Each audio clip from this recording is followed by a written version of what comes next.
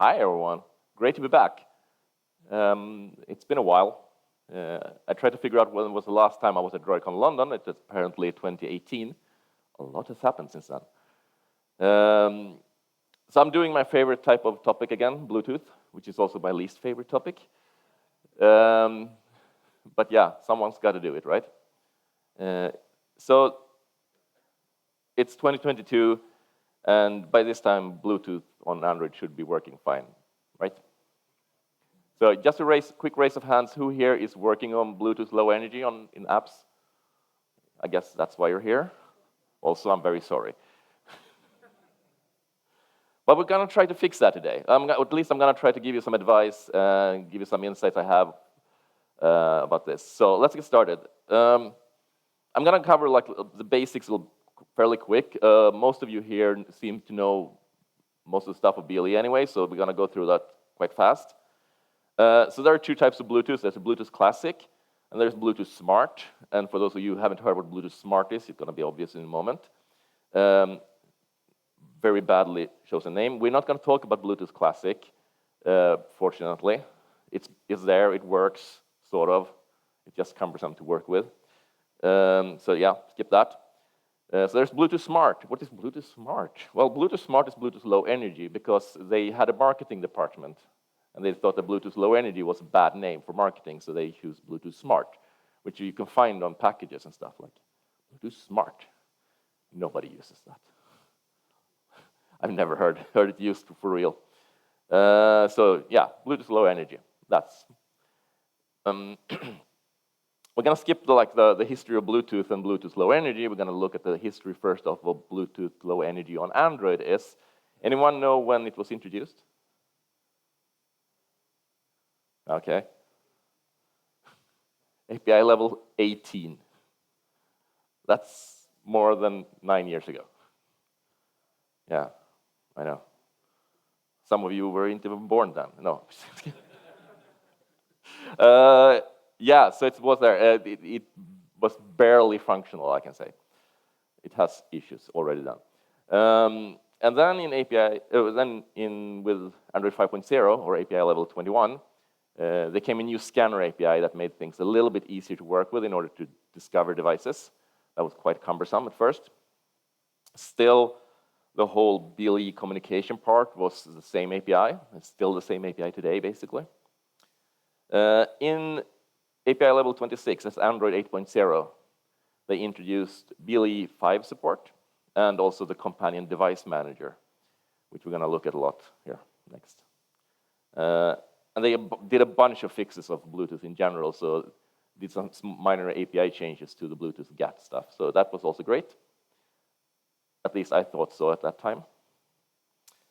And then in API level 31, and now I don't remember what the version that means anymore, but then there came companion device service, which was kind of like the next step in the companion device manager. Both of these are actually really good for the discovery and pairing. We're going to look at that, and we're going to talk about why we should use those.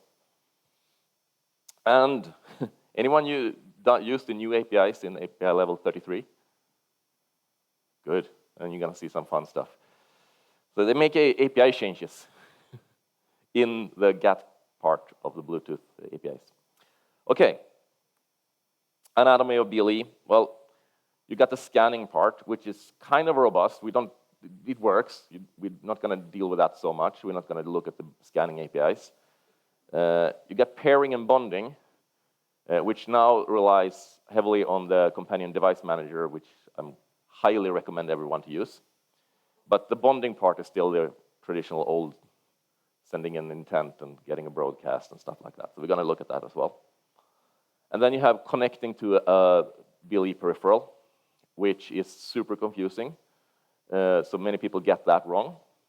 And then you have communicating, which is the trickiest part. Those of you who do a BLE, you know that. It fails, you get weird errors that are not documented, etc., etc. What are the challenges on Android? Well, there are bugs. And the older Android versions, you get weirder and weirder bugs. Fortunately, you're getting less of that very strange bugs that only happen on certain devices these days. So that's why I recommend anyone to be on Android 8 and 0, because That's when things started changing for real. You get weird system behavior. I'm going to look at that as well. So you get even more bugs, either in your app because you did something that you weren't supposed to, or, well, things happen. You got race conditions. Yay. Which you can't fix. Yay. Even more bugs. Testing. Yeah, how's your testing with Bluetooth going? I know. And you got emulators. No, you don't. So at least there's no bugs there. Yep. They are looking at adding BLE support for emulators, I've heard. Don't know when, don't know how, or anything like that. Looking forward to it. So this is my first advice. Don't do BLE below SDK 26, Android 8.0. Just ignore those users. Buy them a new phone. Yeah. It's much more reliable from that version. It's Android 8.0, so most of you should be able to put that as your main SDK for any BLE communication. If you need to support anything lower, I strongly suggest you have 2 separate implementations. You don't rely on just one. Some myths. There have been, and I've been part of perpetuating some of these, so I'm sorry. You must run on the main thread. Nope, not at all. That's completely false on any device. Have never been true. Oh, you must run on a background thread. No, not even that. Doesn't matter which thread you run on. It's completely irrelevant. So you got the callbacks, you know, the Bluetooth GATT callback thing. That runs on a background thread. Nope, does not. It runs on a special thread called a binder thread. Well, of course, it's not the main thread, so technically I guess it's a background thread, but it's very special. You can't do stuff on it. It's basically as sensitive as the main thread. Don't do network calls on it. Okay. So Bluetooth GATT characteristic, you know, like the thing that carries values to and from the device, must be thread safe, right? Nope. Operations are queued safely, so like you can call one and then call the next method. Nope. If you call methods without getting the callback first, you might crash the Bluetooth stack or crash the device. That also happens before. Fun times. What if you use one of the libraries, RxBLE? Anyone use RxBLE here or Rx Android BLE? A few of you. Anyone tried Cable yet? Someone? Yeah. Well, these must deal with stuff for us, like fix the bugs that are. Nope, they don't. And I will show you later why. But take one step at a time. Official documentation. Anyone read it? Or tried? So this is from the how to connect and communicate to a GATT device. They want you to create a local service and use broadcast receivers to emit events that comes from the device. I think it was last time I did something with that was like 2012, 2013 or something. We stopped doing that and started doing presenters and view models. But yeah, they want to use that. So it's a very old school of how to build this. I nudged them to update this, so hopefully soon. And that's sad, because it makes people confused when they read the official documentation and you start using it and everything goes wrong. So what's the best practices today then? I mean, that's why you're here. I said this before, use a companion device manager. How many here are not using the companion device manager, although you can? You decided to do your own scanning. A few of you. You will have problems because you can't run in the background unless you use this one. And you want to be able to run in the background, probably. So one example, it's going to go through it quite quick. The way to use it is that you create an association request, and that builds upon whatever. The companion device manager is not bound to Bluetooth Low Energy. It works with regular Bluetooth and Wi-Fi as well. But for Bluetooth Low Energy, it looks like this.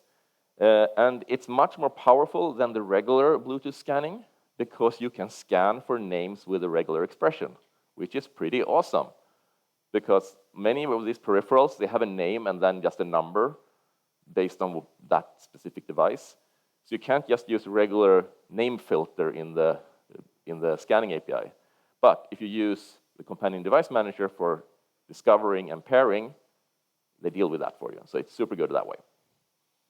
Okay, you got the association request.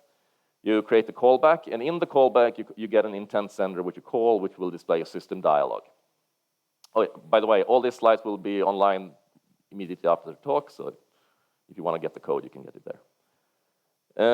Yeah, so you get the callback, you launch this result launcher, and the way to start the association is you get the system service and you just call associate with the request, with your callback, and you have to pass in a handler as well. Just use the main handler, it doesn't matter.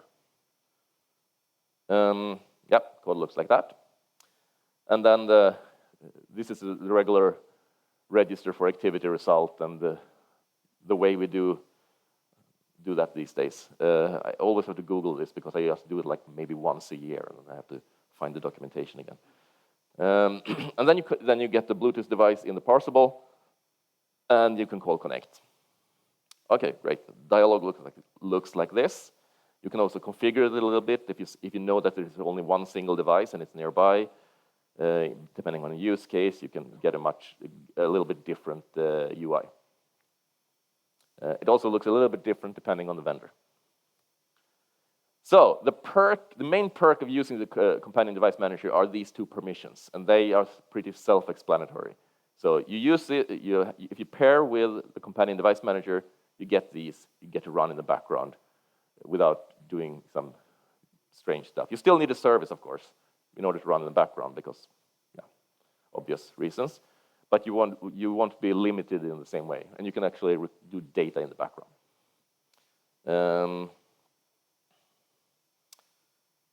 So after pairing, another bonus with this, you don't have to store the hardware address for your peripheral anymore. The companion device manager does it for you, which is also great because if you fetch it from the companion device manager, you don't get anything, you know that the pairing is lost. And you have to do that one again. But if you would store it locally, and you try to connect to something that's no longer paired, well. So that's also another bonus. So please use this. Pairing versus bonding, and this is super confusing, and I'm doing it in the Android context. Pairing is using the companion device manager, finding the device, getting the hardware address. That's pairing, basically. Bonding is when you call create bond on the Bluetooth device object. And the difference technically underneath in Bluetooth is that in pairing, you set up an encrypted connection. Basically, you get the encrypted connection. But with bonding, you save the keys. Otherwise, if you don't do that one, you do the key exchange every time, and it takes a little bit longer, and it's not as secure. It's, however, super annoying UI to do bonding. You know that create bond, and it pops up a little notification with a super small place to click, and the user miss it or swipe it away or whatever, and it's, yeah, horrible. How to do bonding in a modern way? So yeah, so what I usually do, I have a data class that represents the state and the device. I use the callback flow from coroutines. I create a broadcast receiver. When the broadcast receiver gets an event, gets an intent, I just call try send blocking on this callback flow with that event of the updated state. I register the receiver inside the callback flow, and then I send the first event representing the current state of the bonding. This is all you actually need to do there. And then, please remember the await clause, so you unregister the receiver as well, otherwise you will leak. So that will be sad.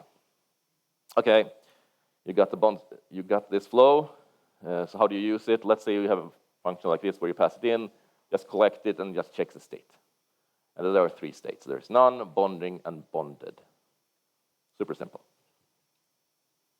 And we still have to do this. I recommend you do it, depending on the use case, of course. If you don't care so much about the security on the Bluetooth level, maybe you can skip it. It might take a little bit longer to connect, whatever.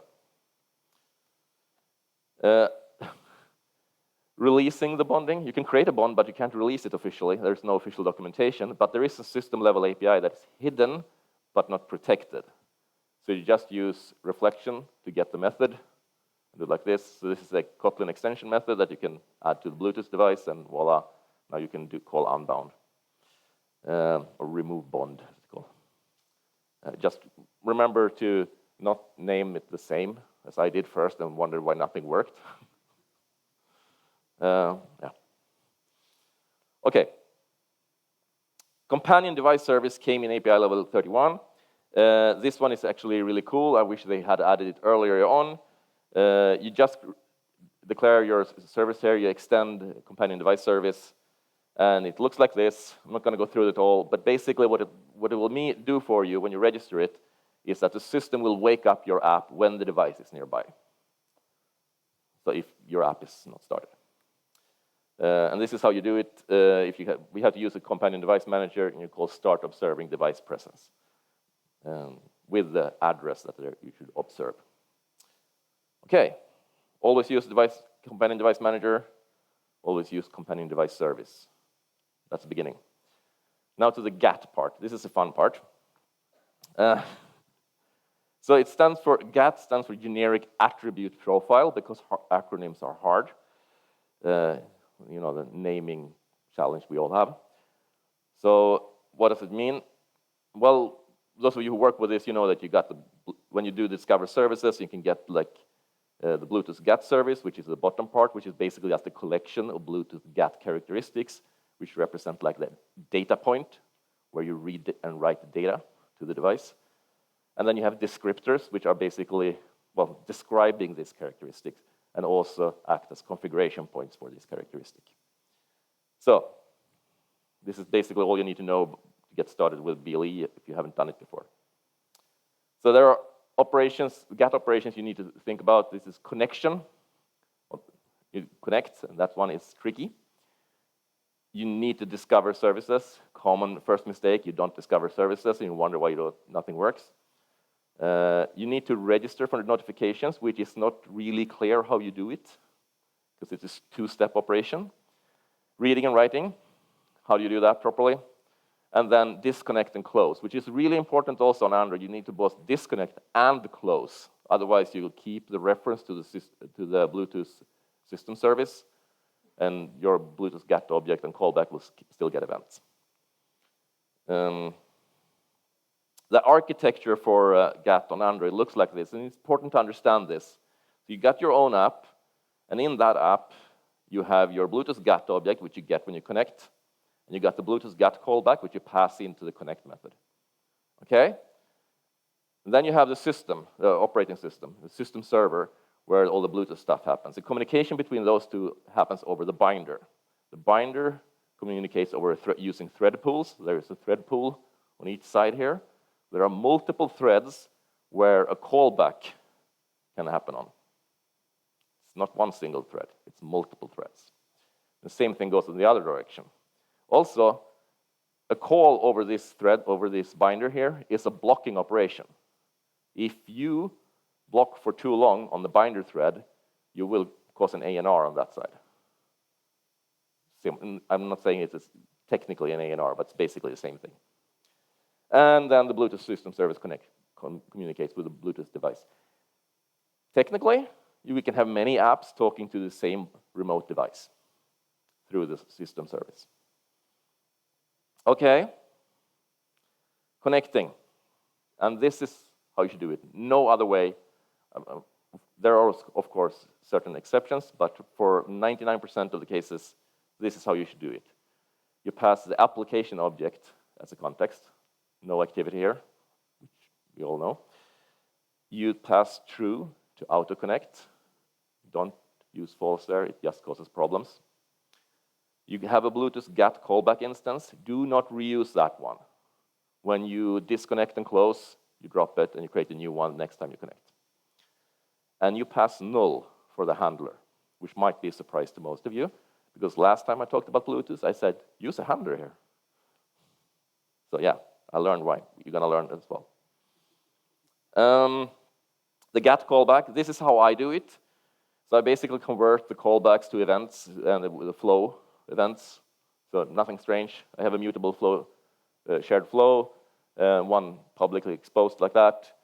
And then I have the GAT events, which just match the callbacks. Nothing weird there either.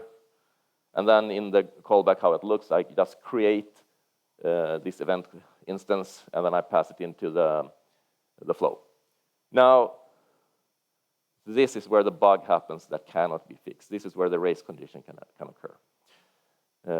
So first thing here, never ever pass on the characteristic you get. Never pass that outside this function call. You extract the values to a data class and you send that off as an event. Because the get characteristic is shared between multiple threads, so it can change its values from other sites. This is how the on-characteristic changed looks like. So they deprecated the callbacks in API level 33. And so this is how it looks now. And I like the description. You should use the other method, the new method instead, because it's memory safe. What does that mean? Well, what they did is, for all the methods where you read or write data, now on the callbacks, but also on the Bluetooth GATT object, they added the value as a byte array in order to fix the race condition problem. But only available on API level 33. So before that, you have the race condition issue, which is unfixable. At least as far as I know. I'm looking into a possible solution, but I'm not very optimistic. So this is why, in order to reduce that risk of the race conditions, I'm going to show you how to do that one. You pass null into this binder thread here so that you don't have yet another thread that everything has to step through. But if you stay on the binder thread, you reduce the risk of a race condition happening because things happen faster. Every time you pass on to another thread, there's a little bit delay and, yeah, context switching and stuff. So this is how Bluetooth GATT Java in the AOSP looks like. It's to explain you why this is a problem. This is an onNotify method that is getting called from the system server into your app. And this is the one that calls on characteristic changed. You get the value as a byte array, and you fetch the characteristic in question, which is shared by multiple threads again, remember? And then you set the value on that one, or Android does. It sets the value on this one, and then it calls the callback, your callback, the one you passed in there. So now if you have a characteristic change happening very, very quickly, you are very likely to get the wrong value in your callback because the set value might be called again from another thread.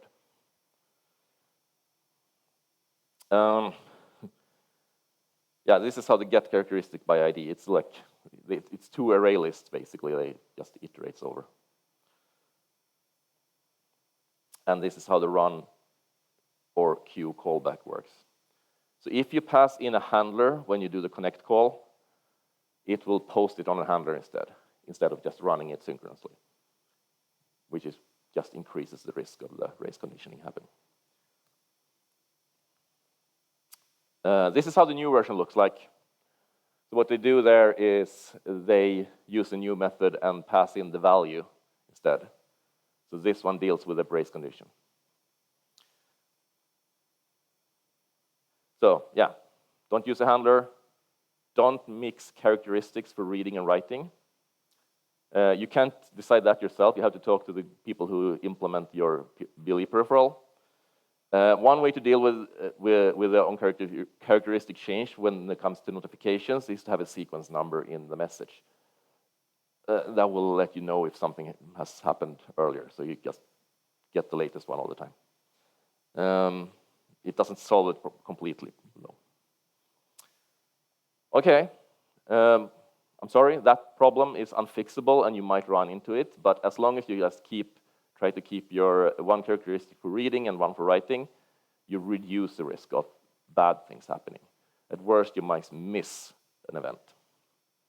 But you also need to queue the operations. That means you need to call, or if you call write, you have to wait for the callback to happen before you make the next operation. So the common problem there is you do like this. You call connect, you get a GATT instance, and you call discover services right away. And sometimes it works, but most often it doesn't, because you haven't gotten the callback from the on-connection state changed yet. I've seen the same thing happening when you do writing. Like, this is a common thing. You write to a characteristic, and then we read from another one. You try to do that synchronously, and this will break. It might break your the write characteristic call, because you're calling up another one, so it will try to abort the first one. So you get really weird behavior if you don't wait for the callbacks. So how should we wait for the callbacks? Coroutines to the rescue here. You use the mutex in the coroutines, and we had a function called queue with timeout. It takes a suspend block for something it should do. And then we call with lock on the mutex, and then with timeout, so that it will also time out in case the device disconnected. Looks like that. And your write characteristic, our own version of write characteristic, looks like this. You take the characteristic, you take the byte array you're going to write, you call queue with timeout, and pass in our function, another suspend function. You take the events that you get from your Bluetooth GET callback. In on-subscription, you perform the actual GET operation. That's what you call write characteristic. We call first or null to get the first event that matches the thing that we're interested in. And now we have a way to queue our operations. No need to use RX or anything like that. And this will safely make sure that you only have one operation at a time. But you can still write the code like you saw previously. So you can write like write characteristic and read characteristic as long as you use your own extension methods like this. Notifications, super confusing because there is no real documentation on how to actually do this. It's very sparse. This is how to do it. First, you call Bluetooth GET set characteristic notification on the characteristic. What it does is tell the Bluetooth system service that when the peripheral starts sending notifications, please deliver them to me. That call does nothing towards the actual device. It's not enough to enable notifications, even though it says so. But in order to enable notifications, you have to write to the descriptor of that characteristic. You fetch take the characteristic, you get the descriptor that matches the characteristic that has the UUID matching client characteristic configuration. And then you write the enable notification value to that one, and now you're done. What's the client characteristic configuration? It's a UUID. What value does it have? Anyone found it online? You just maybe Googled it somewhere. It's super confusing to find it, but that's the value. Now, the funny thing here, there are some peripherals I run across that use a different UUID. So please speak to your people doing the peripheral firmware. Okay, we're coming to the end here. Anyone started using the PHY options?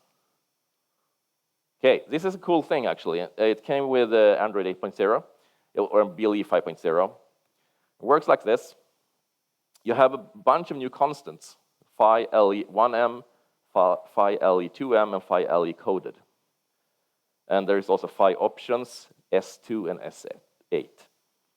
This allows you to either increase the bandwidth or increase the range, but on the cost of the other. So if you increase the bandwidth, you reduce the range. If you increase the range, you reduce the bandwidth. And it works like that because what it does is tweaks the error handling on the Bluetooth protocol. And it's super easy to use. You just call set preferred phi, pass in the bit mask matching what you would like to have, and it will choose that on the other side. Why would you want to do this?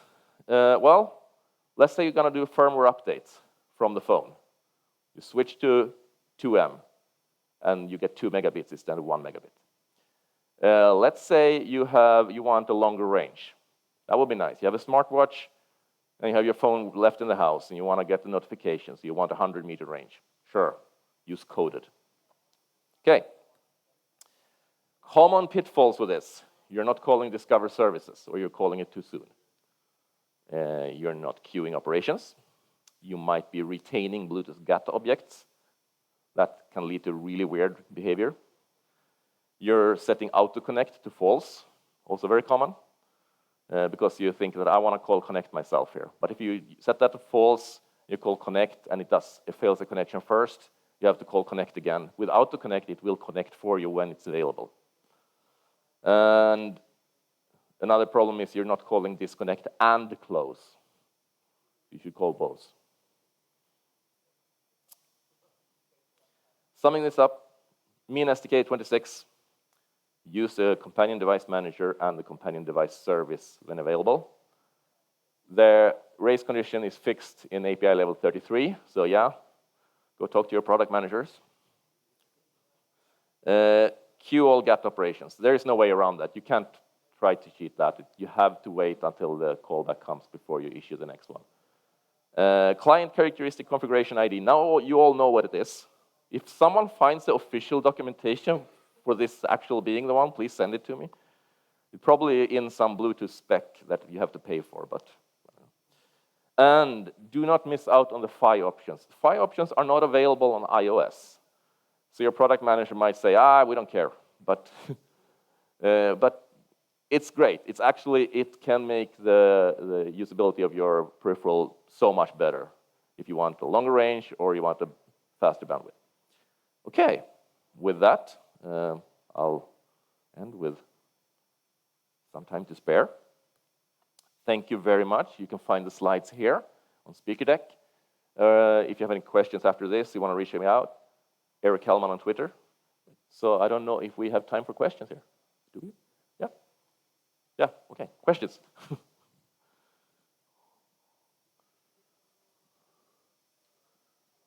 There's none. Everybody knows everything now. Oh yeah, one down there.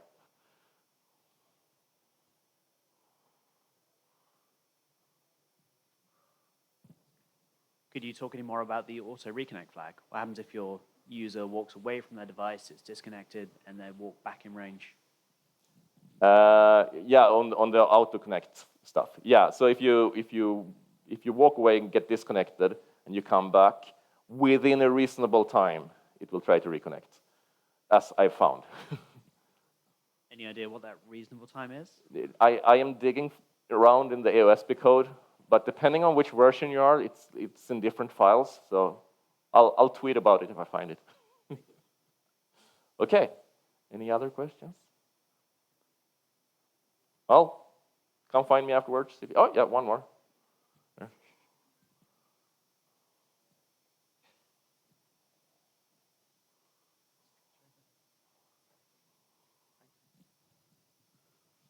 You mentioned the libraries in the start of the presentation, and there is the new one, Cable, I think. Is it a good one, or is it the same problem as... I would say that that one looks more promising than the others, but it's missing feature. It doesn't have PHY support, for instance, and it it retains the instance of the Bluetooth characteristics across threads, so it's not safe to use, even if you go on API level 33. Okay, thanks. Yeah, here.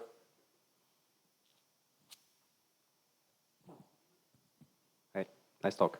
Do you think the pairing thing is super required for security measurements, or can you add security extra layers between the transferring of characteristics in general? Yeah. So okay. So you mean the bonding thing, right? Yeah, the bonding. The bonding thing. The bonding thing.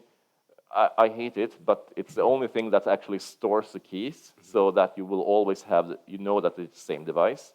Otherwise, it will just go with the address, and you can spoof the address. That's an attack vector. But is it a big problem? Well, you can add the security in the payload instead, of course. But it requires more work. So it all depends on your use case. I've done the payload encryption stuff, and it's a lot of work, but because you only have 20 bytes. So. Yeah, that's true. Thank you. I think that's it. Well, you know where to find me after the talk. So thank you very much.